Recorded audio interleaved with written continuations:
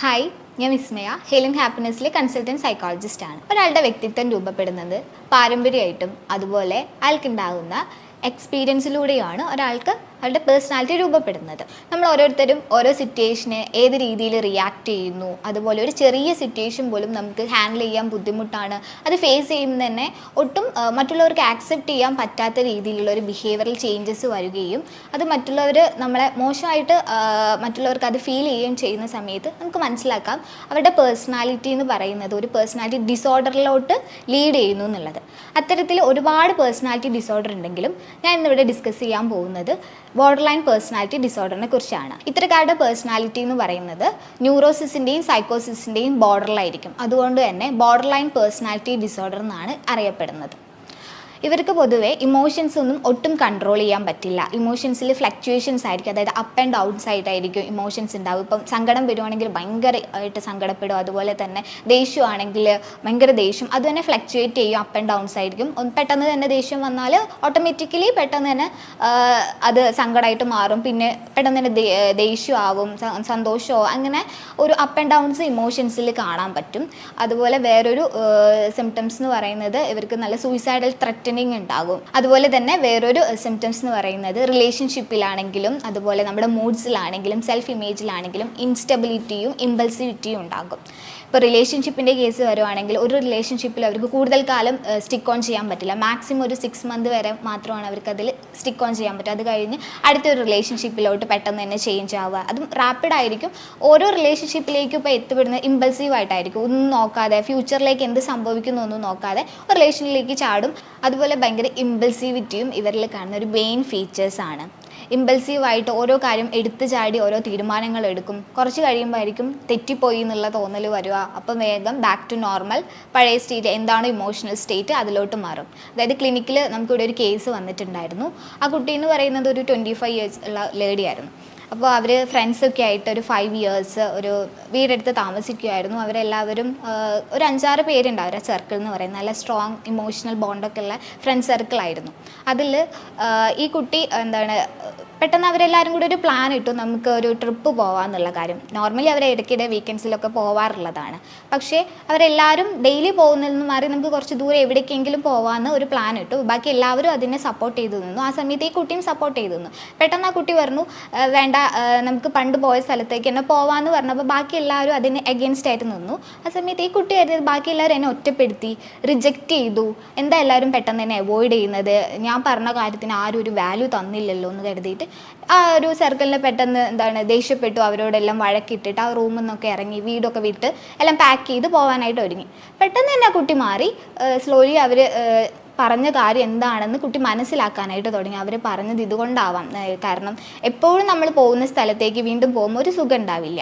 അതുകൊണ്ട് തന്നെ പുതിയതായിട്ട് നമുക്കൊരു സ്ഥലത്തോട്ട് പോവാം, എല്ലാവരുടെയും അഭിപ്രായം അതല്ലായിരുന്നു, അതുകൊണ്ടല്ലേ അവരങ്ങനെ പറഞ്ഞതെന്ന് കുട്ടി പെട്ടെന്ന് തന്നെ ചിന്തിച്ചു. അതായത് എന്തെങ്കിലും ഒരു എൻവയോൺമെൻറ്റിൽ ട്രിഗർ ഇടാത്ത സമയത്ത് കുട്ടിയുടെ ഇമോഷണൽ റെസ്പോൺസ് എന്ന് പറയുന്നത് ഇൻറ്റൻസ് ആയിരിക്കും. അവിടെ തന്നെ ഒരു ഫ്ലക്ച്വേറ്റഡ് ആയിട്ടുമായിരിക്കും ഇമോഷൻസ് എക്സ്പ്രസ് ചെയ്യുന്നത്. അതായത് അപ്പ് ആൻഡ് ഡൗൺസ് ഉണ്ടാകും. കുട്ടി ആദ്യം ദേഷ്യപ്പെട്ടു, ഭയങ്കരമായിട്ട് ഇൻറ്റൻസ് ആയിട്ട് ആ സിറ്റുവേഷനോട് ഇമോഷൻ ഹാൻഡിൽ ചെയ്തു. അത് കഴിഞ്ഞിട്ട് ബാക്ക് ടു നോർമൽ, സ്ലോലി പഴയ എന്താണ് ഇമോഷണൽ സ്റ്റേറ്റ് അതിലോട്ടും ആ കുട്ടി വന്നു. ഇതുപോലെയുള്ള ഇൻസ്റ്റബിലിറ്റി അതുപോലെ ഇമ്പൾസിവിറ്റി മെയിനാണ് ഈ ഒരു ബോർഡർ ലൈൻ പേഴ്സണാലിറ്റി ഡിസോർഡറുള്ള ആൾക്കാരിൽ നമ്മൾ കണ്ടുവരുന്നത്. അതുപോലെ അൺസ്റ്റേബിൾ ആയിരിക്കും എന്ന് പറഞ്ഞല്ലോ. റിലേഷൻഷിപ്പിൽ മാക്സിമം അവർക്ക് 6 മന്ത് വരെ ലാസ്റ്റ് ചെയ്യാനേ പറ്റുള്ളൂ. അതിൽ കൂടുതൽ അവരെ ഒരു റിലേഷൻഷിപ്പിലും സ്റ്റിക്ക് ഓൺ ചെയ്യാൻ പറ്റില്ല. ഒരു റിലേഷൻഷിപ്പ് കഴിഞ്ഞാൽ അതിലേക്ക് അത് കഴിഞ്ഞിട്ട് അടുത്തതിലേക്കൊക്കെ ഇങ്ങനെ മാറി മാറി പോകും. ഒരു ഡ്രാസ്റ്റിക് ആൻഡ് റാപ്പിഡ് ചേഞ്ച് ആയിരിക്കും അതിൽ കണ്ടുവരും. അതുപോലെ വേറൊരു ഫീച്ചേഴ്സ് എന്ന് പറഞ്ഞാൽ ഇവർക്ക് ഫിയർ ഓഫ് അബാൻഡൻമെൻറ്റ്, അതായത് ഒഴിവാക്കപ്പെടുമോ അല്ലെങ്കിൽ ഉപേക്ഷിക്കപ്പെടുമോ, ആരാലെങ്കിലും എന്നെ ഒഴിവാക്കപ്പെടുമോ എന്നുള്ളൊരു കാര്യത്തിൽ ഭയങ്കരമായിട്ട് പേടിയുണ്ടാവും. അത് കാരണം തന്നെ എന്തോ ഒരു റിജക്ഷൻ കിട്ടിക്കഴിഞ്ഞാൽ അതിൻ്റെ ഒരു സൈൻ മാത്രമായിരിക്കും കിട്ടിക്കഴിയുന്നത്. അപ്പോഴത്തേക്ക് അവരെങ്ങ് കരുതും ആ രീതിയിലായിരിക്കും പെർസീവ് ചെയ്യാൻ, എന്നെ അവർ ഒഴിവാക്കി. അപ്പോൾ പിന്നെ വഴക്കായി, പിന്നെ ത്രെറ്റനിങ് ആവും. ത്രെറ്റനിങ് എന്ന് പറയുമ്പോൾ അതൊരു സൂയിസൈഡൽ ത്രെറ്റനിങ് ആവും. പക്ഷേ ഒന്നും ചെയ്യില്ല, ഓൺലി സൂയിസൈഡൽ ത്രെറ്റനിങ് മാത്രമായിരിക്കും. ചില കേസിൽ മാത്രം ഇവർ സെൽഫ് ഇഞ്ചുറിയൊക്കെ നമുക്ക് കാണാൻ പറ്റും. അതായത് കൈയിൻ്റെ ഈ ഭാഗത്തൊക്കെ ഇങ്ങനെ ബ്ലേഡ് കൊണ്ട് അതുപോലെ സ്കെയിൽ കൊണ്ടൊക്കെ വരഞ്ഞിരിക്കുന്നതായിട്ട് കാണാം. ഈ ഒരു പേഴ്സണാലിറ്റി ഡിസോർഡറുള്ള ആൾക്കാരിൽ നമുക്ക് കാണാം. അതും കോമൺ ആയിട്ട് ഉണ്ടാവില്ല, ചിലരുടെ കേസിൽ മാത്രമേ നമുക്ക് അങ്ങനെ കാണാൻ പറ്റുള്ളൂ. അവർ ആ ഒരു റിലേഷൻ പെട്ടെന്ന് തന്നെ ബ്രേക്കായി പോകുമെന്ന് കരുതിയിട്ട് അല്ലെങ്കിൽ ത്രെറ്റനിങ് ചെയ്യുക, ആ റിലേഷൻ പെട്ടെന്ന് ബ്രേക്ക് ആവുന്നത് അവർക്ക് ആക്സെപ്റ്റ് ചെയ്യാൻ പറ്റുന്നില്ല. പക്ഷേ ഒരുപാട് കാലത്തേക്ക് ആ റിലേഷൻ അവർ കൊണ്ടുപോകാനും നിൽക്കുന്നില്ല. ഈ രീതിയിലായിരിക്കും അത്തരക്കാരിലെ ഒരു സ്വഭാവ രീതി എന്ന് പറയുന്നത്. അതുപോലെ ഒരു ക്രോണിക് ഫീലിംഗ് ഓഫ് എംപ്റ്റിനെസ്സും ഇവരുടെ ഒരു മെയിൻ സിംറ്റംസിൽ വരുന്നതാണ്. ഒരു കാര്യവും ഇല്ലാതെ ഞാൻ ഒന്നുമല്ല അല്ലെങ്കിൽ എനിക്കൊന്നുമില്ല എന്നുള്ളത്, എന്നെ ഒന്നിനും കൊള്ളില്ല എന്നുള്ള രീതിയിലായിരിക്കും അവരുടെ ഒരു ആറ്റിറ്റ്യൂഡ്. ഒന്നിനും പറ്റില്ല, ഫുള്ളി ഒരു എംപ്റ്റിനെസ് ഫീലിംഗ് ആയിരിക്കും. ഇപ്പം നല്ല ഗ്രാജുവേറ്റഡ് ആണ്, അല്ലെങ്കിൽ നല്ല ജോലി ഉണ്ടാവും, ഫാമിലി ഓക്കെ ആയിരിക്കും, പക്ഷേ ഒന്നുമില്ല. ഇപ്പോൾ ഒരാളുടെ ഒരു റിജക്ഷൻ കാണുമ്പോൾ തന്നെ അവർ ജനറലൈസ് ചെയ്യുകയും ചെയ്യും, ഞാനൊന്നും കൊള്ളാത്തതുകൊണ്ടായിരിക്കും, ആ രീതിയിൽ വഴക്കിടുകയും ആ രീതിയിലായിരിക്കും അപ്പോൾ അവരുടെ ത്രെറ്റനിങ് വരികയും ചെയ്യുന്നത്. ഈ ഫിയർ ഓഫ് അബാൻഡൻമെൻറ്റ്സ്, അതായത് ഒഴിവാക്കപ്പെടുമോ എന്നുള്ളൊരു തോന്നൽ റിലേഷൻഷിപ്പിൻ്റെ കേസിലൊക്കെ നമ്മൾ കൂടുതലായിട്ടും കാണുന്നതാണ്. അതായത് ഇപ്പോൾ ഒരു ഹസ്ബൻഡ് ആൻഡ് റിലേഷൻഷിപ്പ് ഒക്കെ ആണെങ്കിൽ, അപ്പം ഹസ്ബൻഡ് ഇപ്പോൾ ഒരു എമർജൻസി സിറ്റുവേഷനിലാണ്, അപ്പോൾ കോൾ എടുക്കാൻ പറ്റുന്നില്ല, കുറച്ച് ബിസിയാണ്. അപ്പോൾ ഓൾറെഡി അത് ഭാര്യയോട് രാവിലെ ഇൻഫോം ചെയ്തതാണ്, അല്ലെങ്കിൽ ഭാര്യ എവിടെയെങ്കിലും പുറത്ത് പോകാനായിട്ട് ഇന്ന് പ്ലാൻ ചെയ്തിട്ടെന്ന് പറഞ്ഞപ്പോൾ എനിക്കിന്ന് പറ്റില്ല, ഓഫീസിൽ കുറച്ച് തിരക്കാണെന്നും പറഞ്ഞു കഴിഞ്ഞു. പക്ഷേ ഭാര്യ ഓട്ടോമാറ്റിക്കലി ചിന്തിക്കുന്നത്, എന്താ എൻ്റെ കാര്യങ്ങൾക്കൊന്നും വരാൻ പറ്റില്ലേ, ഞാനിന്ന് വിളിച്ചാലൊന്ന് വന്നാലെത്താം, എന്നിട്ട് കോൾ ചെയ്യും. ചിലപ്പോൾ ആ കോൾ അറ്റൻഡ് ചെയ്യാൻ പറ്റിയെന്ന് വരില്ല. ഓട്ടോമാറ്റിക്കലി വന്നിട്ടില്ലെങ്കിൽ ഞാൻ സൂയിസൈഡ് ചെയ്യും, അല്ലെങ്കിൽ കൈ മുറിക്കും എന്നൊക്കെ പറഞ്ഞ് ഭീഷണിപ്പെടുത്തും. ഈ രീതിയിലായിരിക്കും അവരിൽ കാണുന്ന ഒരു ബിഹേവിയറൽ ചേഞ്ച് എന്ന് പറഞ്ഞാൽ. അപ്പോൾ അവർ എന്താണോ ആഗ്രഹിക്കുന്നത് അത് അപ്പോൾ തന്നെ സാധിച്ചെടുക്കണം എന്നുള്ളൊരു വാശി ഉണ്ടാവും, ഒരു നിർബന്ധ ബുദ്ധി ഉണ്ടാവും. അതുപോലെ തന്നെ ബ്ലാക്ക് ആൻഡ് വൈറ്റ് തോട്ട്സ് എന്ന് പറയും. അതായത് സ്നേഹിച്ചാൽ ഭയങ്കര സ്നേഹമായിരിക്കും, അതുപോലെ വെറുത്ത അങ്ങേയറ്റം ഇത്തരക്കാർ വെറുക്കുകയും ചെയ്യും. അപ്പം ഏത് രീതിയിലായിരിക്കും അവർ നമ്മളടുത്ത് ബിഹേവ് ചെയ്യുന്നതെന്ന് ചിലപ്പോൾ നമുക്ക് ഇമാജിൻ ചെയ്യാൻ പോലും പറ്റിയെന്ന് വരില്ല. നോർമലി ഇപ്പം നമ്മൾ റിലേഷൻഷിപ്പിൻ്റെ കേസൊക്കെ ഡിസ്കസ് ചെയ്ത സമയത്ത് ഒരു കൺഫ്യൂഷൻ വരുന്നതാണ്. ഇപ്പോൾ സാധാരണയായിട്ട് ഇപ്പോൾ ഒരു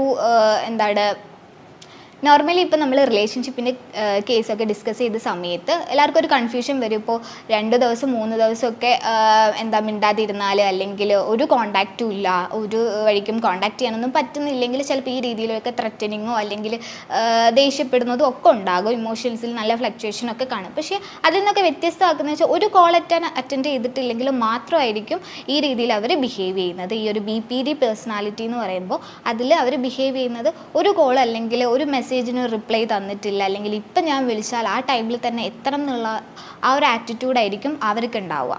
ഇതുപോലുള്ള സിംറ്റംസ് ഒക്കെ ചിലപ്പോൾ നമുക്ക് ചുറ്റുമുള്ള പലരിലും, നമ്മുടെ ഫ്രണ്ട്സിലാണെങ്കിലും കൊളീഗ്സ്, അങ്ങനെ പലരിലും നമുക്ക് കണ്ടുവരുന്നത്. ഇപ്പോൾ വീട്ടിൽ തന്നെ ചിലപ്പോൾ ആരെങ്കിലും ചെറിയ ട്രേറ്റ്സ് ഒക്കെ കാണുന്നുണ്ടാവും. ഇന്നായിട്ട് നമുക്ക് ഒരിക്കലും അതൊരു BPD എന്ന് പറയാൻ പറ്റില്ല. അവരുടെ പേഴ്സണാലിറ്റി അങ്ങനെയെന്ന് നമുക്ക് ഒരിക്കലും പറയാൻ പറ്റില്ല. ഞാൻ പറഞ്ഞതിൽ ഇത്രയും ഒരു സിംറ്റംസൊക്കെ കണ്ടുവരുവാണെങ്കിൽ അവർക്കൊരു ബോർഡർ ലൈൻ പേഴ്സണാലിറ്റി ഡിസോർഡറിലേക്ക് അവരെത്തിപ്പോയി എന്ന് നമുക്ക് മനസ്സിലാക്കാൻ പറ്റും. അത്തരക്കാർക്കൊരു സപ്പോർട്ട്, അല്ലെങ്കിൽ അവരെ നമ്മൾ ഒഴിവാക്കി വിടുക എന്നതിന് പകരം ഒരു മെൻ്റൽ ഹെൽത്ത് പ്രൊഫഷണലിൻ്റെ സപ്പോർട്ടാണ് അവർക്ക് ആവശ്യമായത്. അപ്പോൾ അത് മനസ്സിലാക്കിയിട്ട് ആരുടെ ആണോ കൺസൾട്ടേഷൻ ആവശ്യം, അപ്പോൾ അത് മനസ്സിലാക്കിയിട്ട് ഒരു സൈക്കോളജിക്കൽ എക്സ്പേർട്ടിൻ്റെ സപ്പോർട്ട് അവർക്ക് കൊടുക്കുക എന്നാണ് നമുക്ക് ചെയ്തു കൊടുക്കാൻ പറ്റുന്ന കാര്യം. ഇതുപോലുള്ള എന്തെങ്കിലും സിംറ്റംസ് നമ്മുടെ കൊളീഗ്സിലോ ഫ്രണ്ട്സിലോ വീട്ടിൽ ആരെങ്കിലുമൊക്കെ ചിലപ്പോൾ കണ്ടുപോകണം. അത് ഒരുപക്ഷെ ചിലപ്പോൾ ട്രേറ്റ് മാത്രമായിരിക്കും. ഞാൻ പറഞ്ഞതിൽ ഇത്രയും സിംറ്റംസൊക്കെ നമുക്ക് കണ്ടുവരുവാണെങ്കിൽ അവർക്ക് വേണ്ടത് ഒരു മെൻ്റൽ ഹെൽത്ത് പ്രൊഫഷണൽ സപ്പോർട്ടാണ്. അല്ലാതെ ഒന്ന് സമാധാനിപ്പിക്കലോ അല്ലെങ്കിൽ അവരെ ഒന്ന് മാറ്റി നിർത്തലോ അല്ല. അവർക്ക് വേണ്ട എന്താണോ സപ്പോർട്ട് അത് ചെയ്തു കൊടുക്കുക എന്നാണ് നമുക്ക് ചെയ്യാൻ പറ്റിയ ഏറ്റവും വലിയ കാര്യം. ഇതുപോലുള്ള മെൻ്റൽ ഹെൽത്ത് റിലേറ്റഡ് ടോപ്പിക്കുമായി നമുക്ക് അടുത്ത വീഡിയോയിൽ കാണാം. Thank you.